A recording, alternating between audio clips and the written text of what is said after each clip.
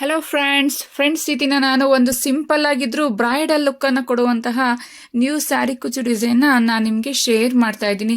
So ಇದೇನೆ friends, ಈ design ತುಂಬ ಕ್ಯೂಟಾಗಿ ಕಾಣಿಸುತ್ತೆ, ಸಿಂಪಲ್ ಆಗೂ ಇದೆ, ಬಟ್ ಬ್ರೈಡಲ್ ಲುಕ್ಕನ್ನು ಕೊಡುತ್ತೆ.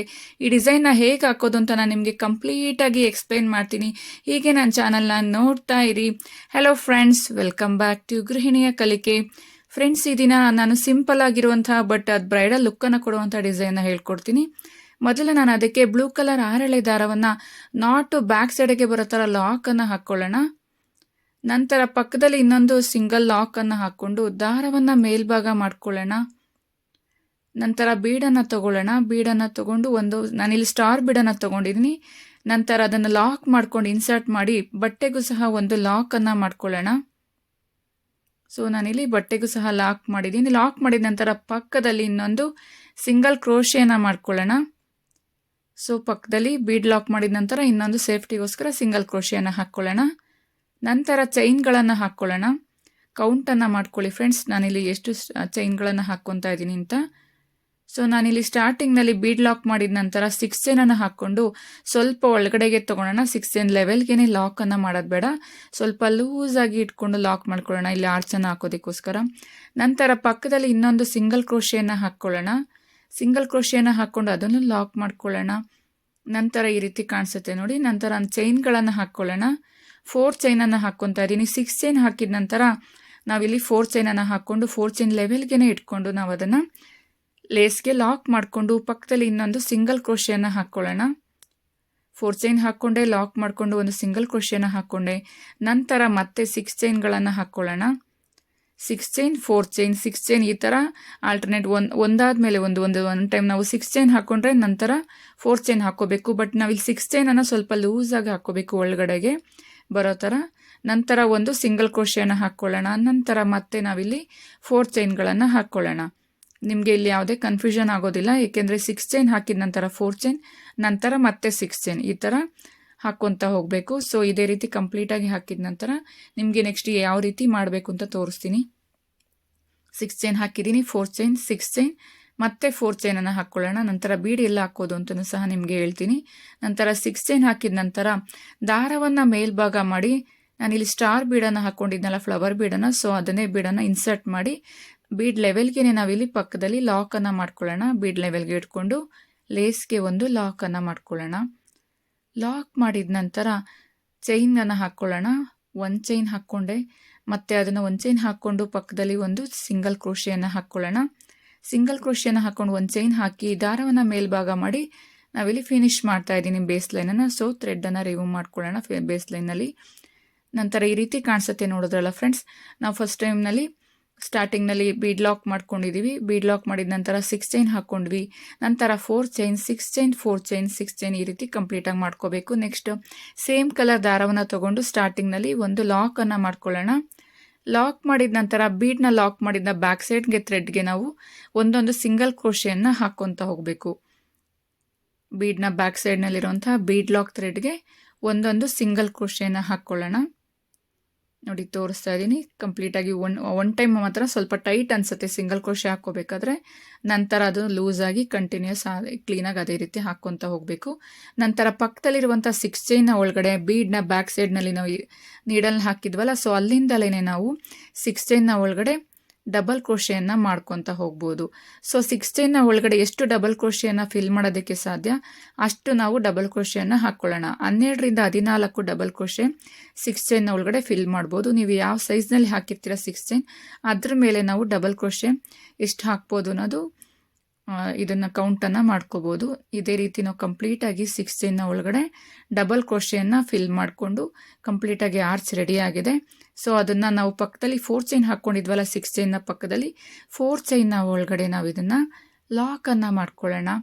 ಲಾಕ್ ಮಾಡಿದ ನಂತರ ಈ ರೀತಿ ಡಬಲ್ ಕ್ರೋಶೆ ಹಾಕಿದ ಆರ್ಚ್ ರೆಡಿಯಾಗಿದೆ. ನಂತರ 4 ಚೈನ್ನ ಒಳಗಡೆ ಲಾಕ್ ಮಾಡಿದ ನಂತರ ಮತ್ತೆ ಅಲ್ಲಿನ 2 ಸಿಂಗಲ್ ಕ್ರೋಶೆಯನ್ನು ಹಾಕ್ಕೊಳ್ಳೋಣ. ಸಿಂಗಲ್ ಕ್ರೋಶೆಯನ್ನು ಹಾಕಿದ ನಂತರ ಮತ್ತೆ ಅಲ್ಲಿಂದಲೇ ಸೂಜಿ ಮೇಲೆ ದಾರವನ್ನು ತಗೊಳ್ಳೋಣ. 1 ಟೈಮ್ ಪಕ್ಕದಲ್ಲಿರುವಂಥ 4 ಚೈನ್ನ ಒಳಗಡೆ ಇದೇ ರೀತಿ ನಾವು ಡಬಲ್ ಕ್ರೋಶೆಯನ್ನು ಹಾಕ್ಕೊತಾ ಹೋಗಬೇಕು. ನಾವೀಗ 6 ಚೈನ್ನ ಒಳಗಡೆ ಇನ್ ಕೇಸ್ ನಾನಿಲ್ಲಿ 14 ಡಬಲ್ ಕ್ರೋಶೆಯನ್ನು ಹಾಕಿದರೆ, ಸೊ ಈಗ ನಾವು ಮತ್ತೆ 6 ಚೈನ್ ಒಳಗಡೆ ಡಬಲ್ ಕ್ರೋಶೆಯನ್ನು ಮಾಡ್ತಿದ್ದೇವಲ್ಲ, ಅದನ್ನು ಅಷ್ಟೇ 14 ಮಾಡ್ಕೋಬೇಕು. ಆವಾಗ ಈಕ್ವಲ್ ಪ್ರೊಪೋರ್ಷನ್ ಆಗಿ ಡಬಲ್ ಕ್ರೋಶೆಗಳು ಆರ್ಚು ತುಂಬ ಚೆನ್ನಾಗಿ ಕಾಣಿಸುತ್ತೆ. ಇಲ್ಲಾಂದರೆ ಒಂದು ದೊಡ್ಡದು ಒಂದು ಚಿಕ್ಕದಾಗಿ ಕಾಣಿಸುತ್ತೆ. ಸೊ ಕಂಪ್ಲೀಟಾಗಿ ನಾವು ಒಂದೇ ರೀತಿ ನಾವು ಸೇಮ್ ಅದೇ ಕೌಂಟಿಂಗ್ನಲ್ಲಿ ನಾವು ಡಬಲ್ ಕ್ರೋಶೆಯನ್ನು ಮಾಡಿಕೊಂಡು ಆರ್ಚನ್ನು ಫಿಲ್ ಮಾಡಿದ ನಂತರ ಪಕ್ಕದಲ್ಲಿರುವಂಥ 4 ಚೈನ್ನ ಒಳಗಡೆ ನಾವು ಇದನ್ನು ಲಾಕನ್ನು ಮಾಡಿಕೊಂಡು ನಂತರ ಅಲ್ಲೇ ಇನ್ನೆರಡು ಸಿಂಗಲ್ ಕ್ರೋಶ ಅಥವಾ ಸಿಂಗಲ್ ಲಾಕನ್ನು ಮಾಡ್ಕೊಳ್ಳೋಣ. ಸೊ ತುಂಬಾ ಈಸಿ ಅಲ್ವಾ friends second step. First step ಅಂತೂ ತುಂಬಾ ಈಸಿ. ಅದೇ ರೀತಿ ಸೆಕೆಂಡ್ ಸ್ಟೆಪ್ಪನ್ನು ಫಿಲ್ ಮಾಡ್ತಾ ಹೋಗಬೇಕು. ನಂತರ ಮತ್ತೆ ಇದೇ ರೀತಿ ಕಂಟಿನ್ಯೂ ಮಾಡ್ಕೊತಾ ಹೋಗೋಣ. 6 ಚೈನ್ನ ಒಳಗಡೆ ಮತ್ತೆ ಡಬಲ್ ಕ್ರೋಶೆಯನ್ನು ಫಿಲ್ ಮಾಡೋಣ. ಅಂದರೆ 14 ಹಾಕಿದರೆ 14 ಹಾಕ್ಕೊಳ್ಳಿ, 12 ಹಾಕಿದರೆ 12 ಹಾಕ್ಕೊಳ್ಳಿ. ನಂತರ ಬೀಡ್ನ ಬ್ಯಾಕ್ ಸೈಡ್ನಲ್ಲಿರುವಂತಹ ನಾವು ಥ್ರೆಡ್ಗೆ ನಾವು ಇದನ್ನು ಡಬಲ್ ಕ್ರೋಶೆಯನ್ನು ಸಿಂಗಲ್ ಕ್ರೋಶದ ಮೂಲಕ ಲಾಕನ್ನು ಮಾಡಿಕೊಂಡು ಇದೇ ರೀತಿ 2 ಸಿಂಗಲ್ ಕ್ರೋಶೆಯನ್ನು ಬೀಡ್ನ ಬ್ಯಾಕ್ ಸೈಡ್ನಲ್ಲಿರೋ ಥ್ರೆಡ್ಗೆ ಲಾಕನ್ನು ಮಾಡ್ಕೊಳ್ಳೋಣ. ಲಾಕ್ ಮಾಡಿದ ನಂತರ ಪಕ್ಕದಲ್ಲಿ ಹಾಗೇನೆ ನೋಡಿ ಕಂಪ್ಲೀಟಾಗಿ ಈ ರೀತಿ ಫಿನಿಶ್ ಮಾಡ್ಕೋಬೇಕು. ನಂತರ ಪಕ್ಕದಲ್ಲಿ ಸಿಂಗಲ್ ಕ್ರೋಶೆ ಹಾಕ್ಕೊಂಡಿದ್ವಲ್ಲ, ಸಿಂಗಲ್ ಕ್ರೋಶೆ ಒಳಗಡೆ ಇನ್ನೊಂದು ಸಿಂಗಲ್ ಲಾಕನ್ನು ಮಾಡ್ಕೊಳ್ಳೋಣ. ಲಾಕ್ ಮಾಡಿ ಒಂದು ಚೈನನ್ನು ಹಾಕಿ ದಾರವನ್ನು ಮೇಲ್ಭಾಗ ಮಾಡಿ ಥ್ರೆಡ್ಡನ್ನು ಕಟ್ ಮಾಡಿ ಸೆಕೆಂಡ್ ಸ್ಟೆಪ್ಪನ್ನು ಎಂಡ್ ಮಾಡ್ತಾ ಇದ್ದೀನಿ. ಸೊ ಇದೇ ರೀತಿ ಓಲ್ಡ್ ಡಿಸೈನ್ ನೀವು ಸ್ಯಾರಿಗೆ ಮಾಡೋದಾದ್ರು ಇದೇ ರೀತಿ ಮಾಡ್ಕೋಬೇಕು ಫ್ರೆಂಡ್ಸ್. ಸೊ ಈ ರೀತಿ ರೆಡಿಯಾಗಿದೆ. ನೆಕ್ಸ್ಟ್ ಸ್ಟೆಪ್ಪನ್ನು ಇದೇ ರೀತಿ ನೆಕ್ಸ್ಟ್ ಥ್ರೆಡ್ ಯಾವ ಕಲರ್ ತೊಗೊಳೋಣ ಅಂತ ನೋಡೋಣ ಬನ್ನಿ. ಕಂಟಿನ್ಯೂ ಮಾಡ್ಕೊತಾ ಹೋಗಬೇಕು. ನೆಕ್ಸ್ಟ್ ಸ್ಟೆಪ್ಪನ್ನು ನಾನಿಲ್ಲಿ ರೆಡ್ ಕಲರ್ನಲ್ಲಿ ತೋರಿಸ್ತಾ ಇದ್ದೀನಿ. ಸ್ಟಾರ್ಟಿಂಗ್ನಲ್ಲಿ ಲಾಕನ್ನು ಮಾಡ್ಕೊಂಡಿದ್ವಲ್ಲ, ಲಾಕ್ನ ಮೇಲೆ ಒಂದು ಲಾಕನ್ನು ಹಾಕ್ಕೊಂಡು ಪಕ್ಕದಲ್ಲಿ ಇನ್ನೊಂದು ಸಿಂಗಲ್ ಕ್ರೋಶ ಅಥವಾ ಸಿಂಗಲ್ ಲಾಕನ್ನು ಮಾಡ್ಕೊಳ್ಳೋಣ. ಲಾಕ್ ಮಾಡಿದ ನಂತರ ನಾವು ಇಲ್ಲಿ ಡಬಲ್ ಕ್ರೋಶೆಯನ್ನು ಆರ್ಚನ್ನು ಮಾಡ್ಕೊಂಡಿದ್ವಲ್ಲ, ಪ್ರತಿಯೊಂದು ಡಬಲ್ ಕ್ರೋಶೆಯ ಮೇಲೆ ಒಂದೊಂದು ಚೈನ್ ಹೋಲ್ ಕ್ರಿಯೇಟ್ ಆಗಿರುತ್ತೆ. ಸೊ ಆ ಪ್ರತಿಯೊಂದು ಚೈನ್ ಹೋಲ್ಗೆ ನಾವು ಸಿಂಗಲ್ ಕ್ರೋಶೆಯನ್ನು ಹಾಕ್ಕೊತಾ ಹೋಗಬೇಕು. ಒಂದೊಂದು ಡಬಲ್ ಕ್ರೋಶೆಯ ಮೇಲೆ ಚೈನ್ ಹೋಲ್ ಕ್ರಿಯೇಟ್ ಆಗಿರುತ್ತಲ್ಲ, ಸೊ ಆ ಚೈನ್ ಹೋಲ್ಗೆ ನಾವು ಒಂದೊಂದು ಸಿಂಗಲ್ ಕ್ರೋಶೆಯನ್ನು ಅಥವಾ ಲಾಕ್ ಅಂತ ಹೇಳ್ತೀವಿ, ಒಂದು ಸಿಂಗಲ್ ಲಾಕನ್ನು ನಾವಿಲ್ಲಿ ಪ್ರತಿಯೊಂದು ಚೈನ್ ಹೋಲ್ಗೆ ಹಾಕೋಬೇಕು. ನಾವಿಲ್ಲಿ 14 ಡಬಲ್ ಕ್ರೋಶೆ ಮಾಡಿದರೆ 7 ಡಬಲ್ ಕ್ರೋಶೆಗೆ ನಾವಿಲ್ಲಿ ಇದೇ ರೀತಿ ಸಿಂಗಲ್ ಕ್ರೋಶೆಯನ್ನು ಹಾಕ್ಕೊಳ್ಳೋಣ. ಮಿಡಲ್ಗೆ ಬರೋ ಥರ 7 ಡಬಲ್ ಕ್ರೋಶೆ ಆಗಿದ ನಂತರ ದಾರವನ್ನು ಮೇಲ್ಭಾಗ ಮಾಡಿ ಒಂದು ಸ್ಮಾಲ್ ಬೀಡನ್ನು ಇನ್ಸರ್ಟ್ ಮಾಡ್ಕೊಳ್ಳೋಣ.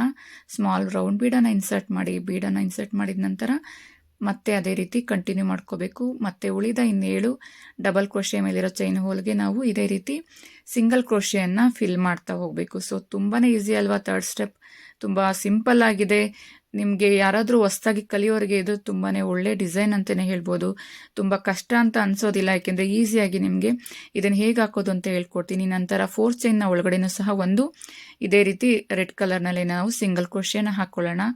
ಸಿಂಗಲ್ ಕ್ರೋಶೆಯನ್ನು ಹಾಕ್ಕೊಂಡು ಮತ್ತೆ ಇದೇ ರೀತಿ ನಾವು ಪಕ್ಕದಲ್ಲಿರುವಂಥ 6 ಚೈನ್ಗೆ ನಾವು ಡಬಲ್ ಕ್ರೋಶೆ ಹಾಕ್ಕೊಂಡಿದ್ವಲ್ಲ, ಡಬಲ್ ಕ್ರೋಶೆ ಆರ್ಚ್ನ ಮೇಲೆ ನಾವು ಪ್ರತಿಯೊಂದು ಚೈನ್ ಹೋಲ್ಗೆ ಇದೇ ರೀತಿ ಒಂದೊಂದು ಸಿಂಗಲ್ ಕ್ರೋಶೆಯನ್ನು ಮಿಡಲ್ಗೆ ಬೀಡ್ ಬರೋ ಥರ 7 ಸಿಂಗಲ್ ಕ್ರೋಶೆಗೆ ಇದೇ ರೀತಿ ಹಾಕ್ಕೊತಾ ಹೋಗಬೇಕು. ಸೊ ಕ್ಯೂಟ್ ಆಗಿರುವಂಥ ಡಿಸೈನ್ ರೆಡಿ ಆಗಿದೆ.